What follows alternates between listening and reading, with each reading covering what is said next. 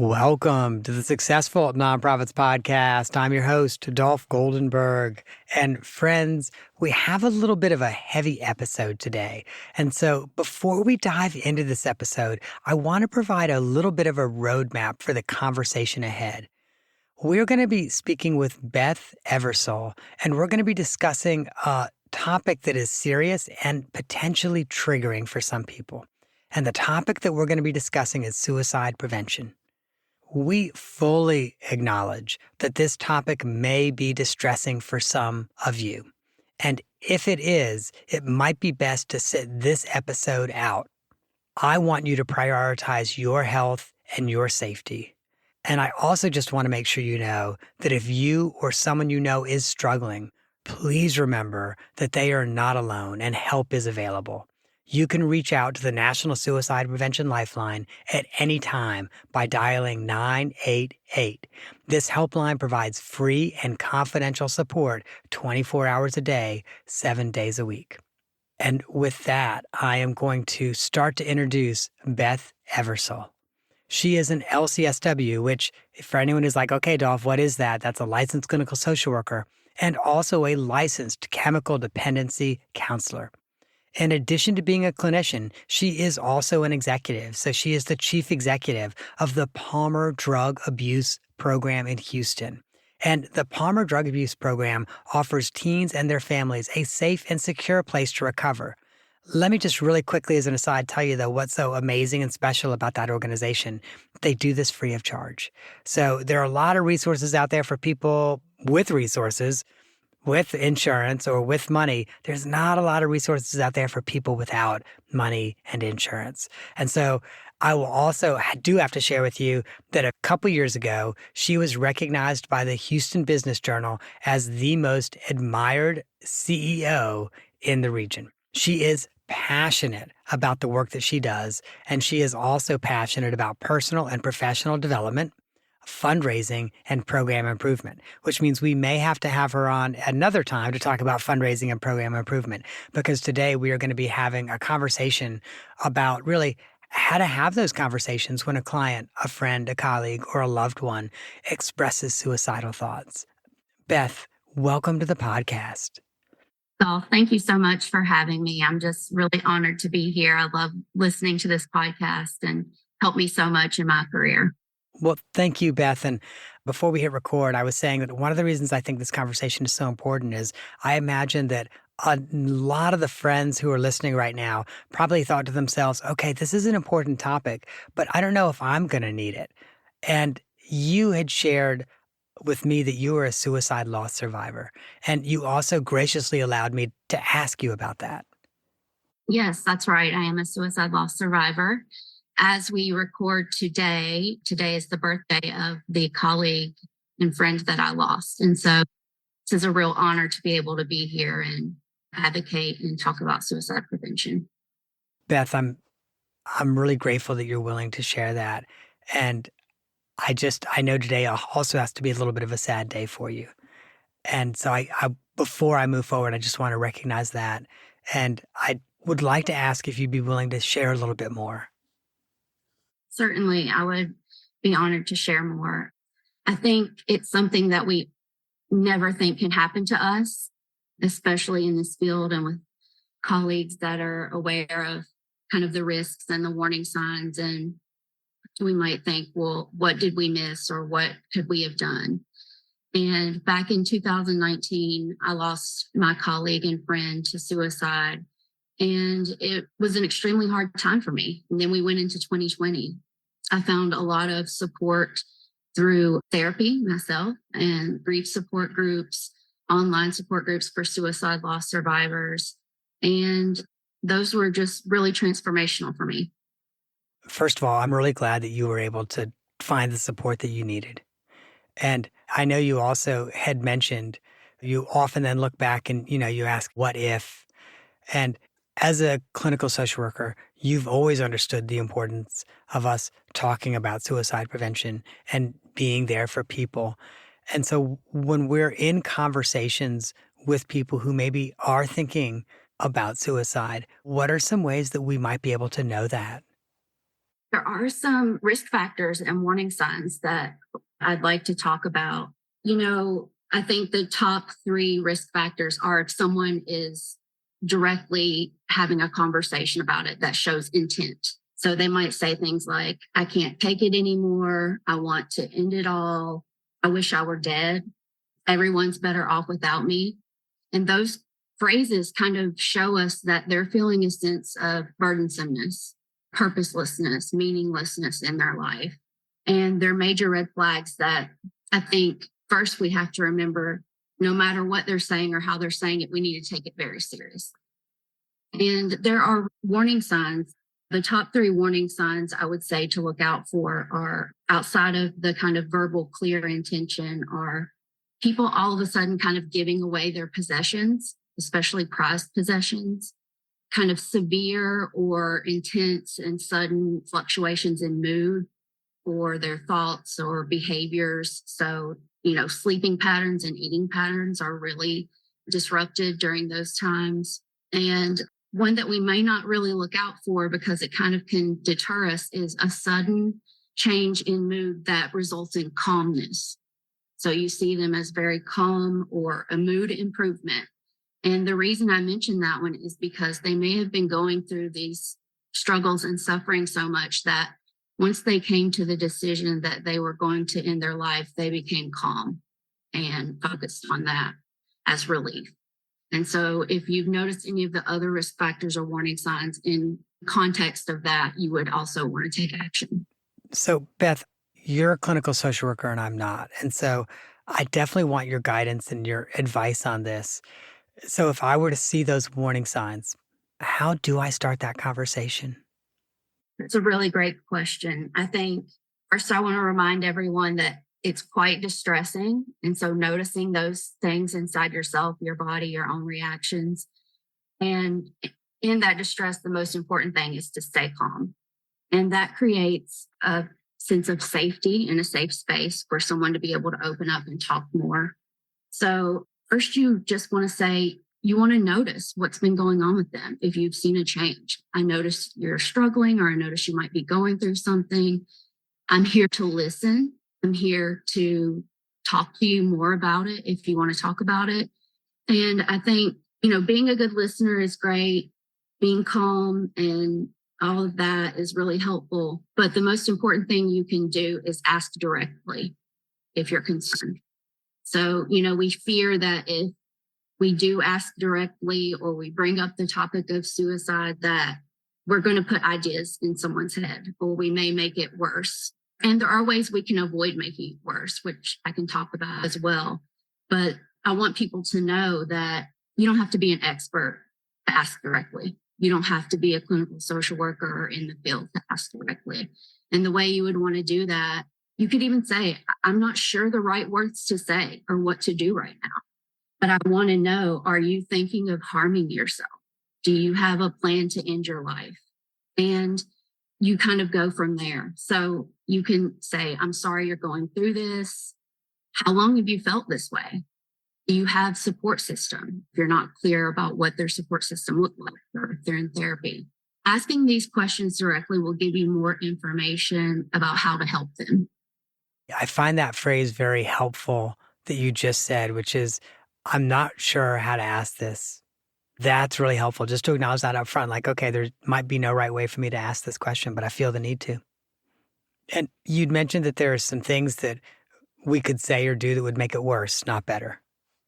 Yeah. So there are some things we want to avoid. And it can be hard when you might have some ideas of the stigma around suicide. You may find yourself wanting to deny that it's even happening and what's going on. So you don't want to deny what's happening. You want to be able to address it, as I said, directly.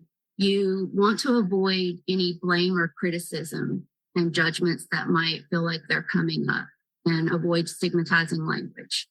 You definitely do not want to promise to keep secrets. They may ask you to keep their secret. Please don't keep their secret. A couple other ways that are unhelpful. You want to avoid talking about the pros and cons of suicide. They may want to get you into a conversation about that. And you don't want to lecture them and you don't want to challenge them for shock effect. because those show that they're unhelpful. And I'm sorry, challenge them for shock effect. I'm not sure I know what that means.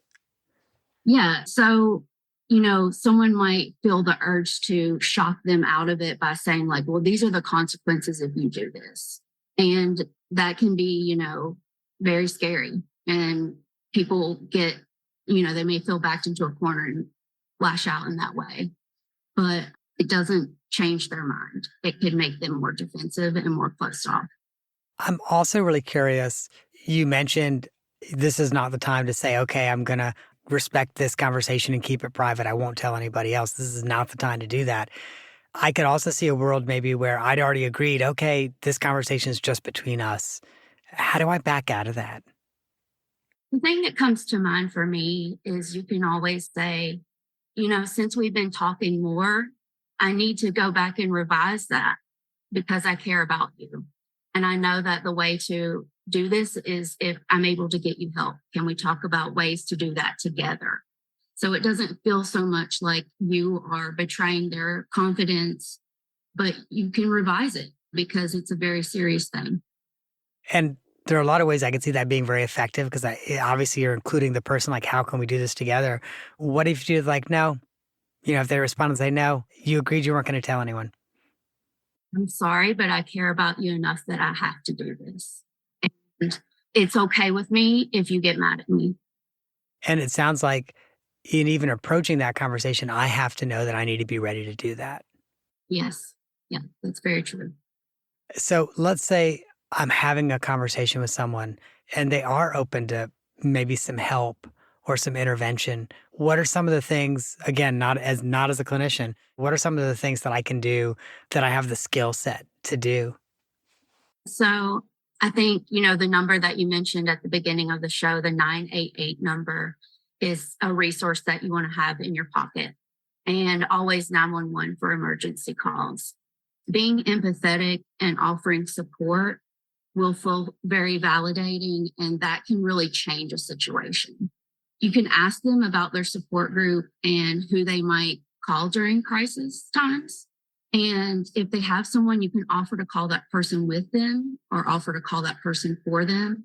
You can offer to find a therapist for them or with them if they don't have one, or a psychiatrist, or offer to make an appointment with them, offer to sit with them as they are in the waiting room to the appointment.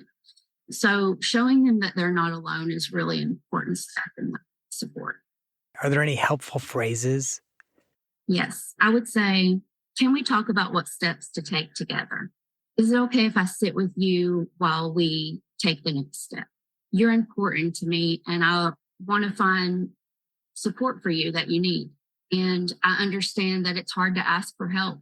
And I understand you might be afraid to be hospitalized. Some people are afraid that that's going to happen if they're feeling suicidal, which, if their suicide risk is imminent, we would want them to get that level of help. But the real fear of being hospitalized for some people. And you may want to acknowledge something like that if you've heard that kind of thing in their description of what's going on, and let them know that they don't have to go through that alone either. I can absolutely see where those phrases would be helpful. Thank you. You had shared with me, and I know we're going to share this with our listeners, a suicide prevention handout. And one of the things that you had mentioned in that handout is that there's some high risk populations. Yes, there are some high risk populations that we want to be aware of. Those are Native Americans, Alaskan Natives, veterans, LGBTQIA plus community, youth and young adults, suicide attempt survivors. So if they've had an attempt in the past, that's a huge predictor of if they may have an attempt in the future. Suicide loss survivors and disaster survivors are at risk. And some of the statistics that are out right now are that suicide is the second leading cause of death of those aged 10 to 34 up against accidents. So it's risen to be the second leading cause of death for them. And it's the 10th leading cause of death for adults in the US. Middle-aged people, especially men, have the highest rate of suicide compared to other groups. 80% of all deaths by suicide in the US are among men and women aged 45 to 54. And the sad but true statistic is that since 2021 statistics have come out, is that the suicide rate has risen, creating a loss by suicide every 11 minutes. And the hope is that by talking more about it, having these conversations openly, and even practicing talking about these conversations so that if you're ever in a situation where you need to and they come up, we can kind of dispel the darkness and save lives. So I have to say that unfortunately, I am not surprised that suicide is a higher risk for people who are parts of First Nations, people who are LGBTQIA, who are vets, and who are youth.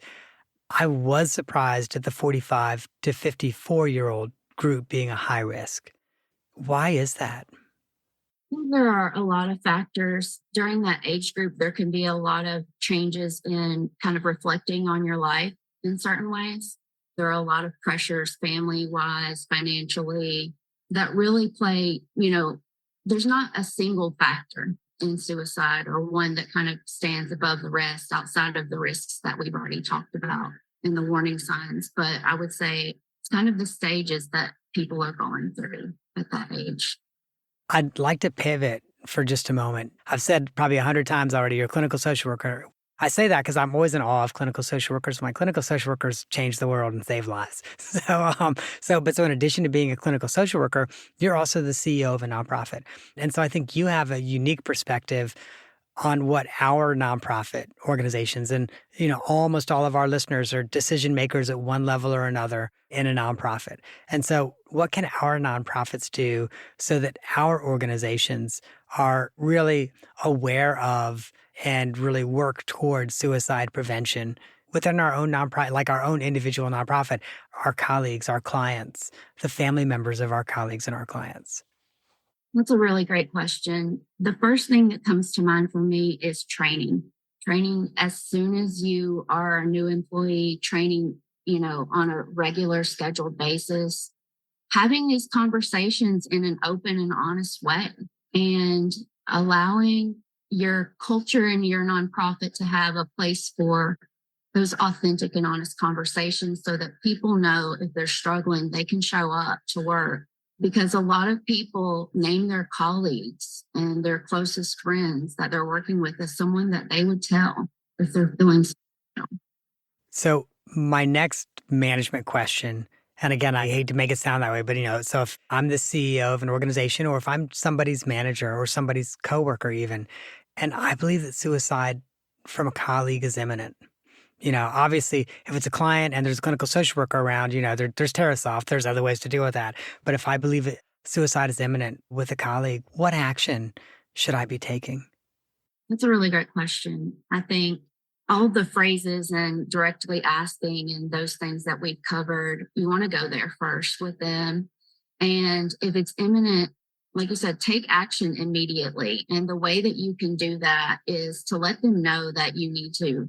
And there are a couple different options. So you could offer to call 988 and they could further tell you kind of the steps. If you're feeling, flustered or not sure what to do next, they're right there for crisis support and they can really walk you through the steps. Always have available 911 in the event because this is an emergency. It's a life-threatening situation. And probably the most important thing is you want to sit with them. Don't let them leave if you can, and sit with them until they get further help. Thank you. Thank you, Beth. And I'm about to ask you the off the map question. Before I do, because it's such a stark shift in the topic, friends, I just again want to remind you that if this conversation has brought anything up for you, or if it maybe has made you realize that there is someone in your life that maybe you should be thinking about some risk prevention with, always know that you can reach out to the National Suicide Prevention Lifeline. It's 988. Let me repeat that. It is 988. Always know you can do that. And I want to do that before we shift topics, because we're about to go to something that might not feel lighter to some, but it certainly feels a lot lighter to me. So Beth, for the off the map question, I got a good one. I spent some time on your LinkedIn page and I saw that you are a certified financial social worker. And I looked it up, so I kind of know what it is, but would love for you to share what a certified financial social worker is. So, as a certified financial social worker, you can include professional and personal development around finances and improvement of your finances in your work with clients. So, it may be coaching, it may be through financial therapy, but it's a way to really have those conversations about finances because finances are the number one stressor for all of us. So, Beth, I'm so glad that you shared that. I also want to make sure that our friends know if you're like me, so I have a BSW, my graduate degree is in something else. So if you have a BSW and you don't have an MSW, this is actually a certification you can get with a BSW. I was really impressed at that. So again, if you have a BSW and you're like, oh, I'd like to be a certified financial social worker, that is an option for you. And I actually really like the egalitarian nature of that. I do too. I really appreciate the Center for Financial Social Work and everything that they provide. They provide free trainings once a month, and you're able to get a support network and kind of explore how to help people with finances. That's awesome. And so, along those lines, Beth, I was hoping that you could maybe offer some advice. So, let's imagine that there's a friend who's listening who is a mid career social worker, maybe even the executive director, but still with limited retirement savings, has some credit card debt, still has some student loans, may or may not be making house payments yet, may or may not still be renting. What financial advice would you have for that social worker? Think that's a really common place to be, actually. And it's so many factors that it feels like they're really conflicting with one another. First, I would say if you do have student loans and you're working for a nonprofit, consider looking into the public service loan forgiveness and see if it's an option for you. The number one thing that comes to mind, though, is we often think that if we have some type of a debt and we need savings, that we need to pay our debt off first to get out from under the debt. And that's a really logical way to think about it. The way to approach it that will be set you up for success and more stability in your future is to try to save while you're paying off debt. Your debt may not be paid off as quickly, but you will start to gain interest in your savings and your retirement accounts that will set you up for success in the future. So it's really hard for us to think of what our future self is going to need because we're kind of just doing this thing called life and focusing on the here and now. But that's what's really going to set you up for success is being able to save while you're paying down debt. So that's the message then. Keep saving. Even if you still have some debt, keep saving. Thank you for that message, Beth. That's a really important message. And Beth, thank you so much for joining us today. And my friends, I, always want to leave you with a way that you can find out more. So if you want to know more about Beth, you can go to her LinkedIn page, and we have linked to that in our show notes. If you want to know more about her organization, that's the Palmer Drug Abuse Program in Houston, you can go to pdaphouston.org. And I'll also share with you that they are going to be putting their 2023 suicide prevention handout, which has a lot of the things Beth and I talked about today. They're going to be putting that on their website, and we're going to link to that in the show notes as well. Beth, thank you so much for coming on today. I feel confident that what you have shared with our friends will ripple forward and likely save lives. Thank you. Thank you so much, Dolph, and thank you to your listeners. All right, friends, if you're not sure about those URLs, there's really only one, pdaphouston.org. If you could not write that down, you can always go to successfulnonprofits.com and we will have all those links, the links to Beth's LinkedIn page, to PDAP Houston, and also to the 2023 suicide prevention handout on their website. And, I always ask this, if this is a conversation that you thought was important, and you're like, yeah, other people in my organization or other people in my network should be thinking about suicide prevention and should be aware of it, I want you to consider forwarding this episode. This is literally an episode that if you forward can help somebody save a life. So I do want you to consider forwarding it. That, my friends, is our show for the week. I hope that you have gained some insight to help you and your nonprofit thrive. And I've never loved the disclaimer, but gosh, the lawyers really do make me do it. And so lately I've just been throwing it in ChatGPT. So I asked ChatGPT to share the disclaimer with me as if it was a game show. So here is the disclaimer. It's time to play my favorite game. What am I not? Well, I'm certainly not an accountant or attorney. And the prize for guessing that, well, guess what? It's absolutely nothing. And the reason is because this is not a real game show. Our podcast is for informational purposes only. And you know what that means, don't you? Yes, that's right. That means just like a game show, you should not rely on it for tax, legal, or accounting advice. And let me also say, while we're talking about that, you should also not rely on this episode for clinical advice or for clinical counseling. Please, if that is what you need, find a licensed, qualified professional in your area and get the counsel, the advice, and the help that you need.